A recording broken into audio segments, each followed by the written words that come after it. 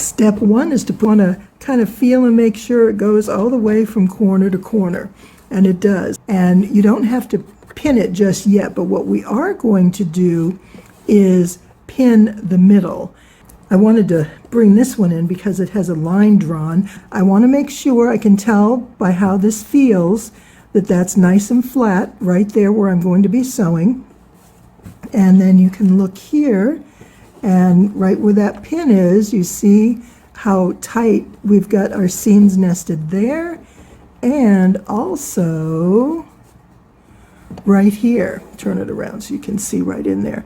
So we're in good shape. Now, one other thing is I had my pins going straight, but honestly, what works better for me, I think, is to bring them in at an angle like this, because this way I'm catching the bottom seam to make sure it doesn't move, and it's just easy for me to pull out. This way I have to kind of go like that.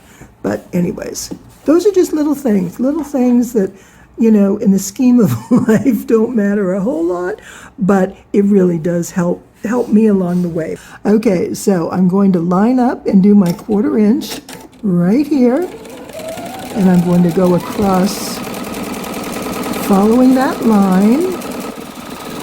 And when I get a couple inches away, I just want to kind of roll my fingers, make sure everything's right where it needs to be, make sure that seam doesn't flip on me. And so then I'm just going to kind of make sure everything is good, no wrinkles, that my corners line up, and I'm just going to sew right off the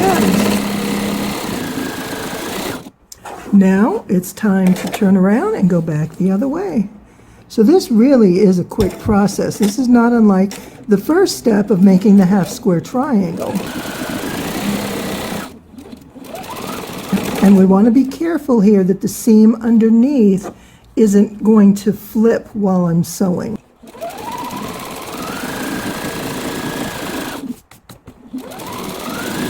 There we are. And now let's take a look at how these seams turned out. Whoops, this way. So we open that and look at, oh my gosh, isn't that wonderful? Look how fabulously well that turned out. Okay, here we go. And there's another one. That's how you can do this.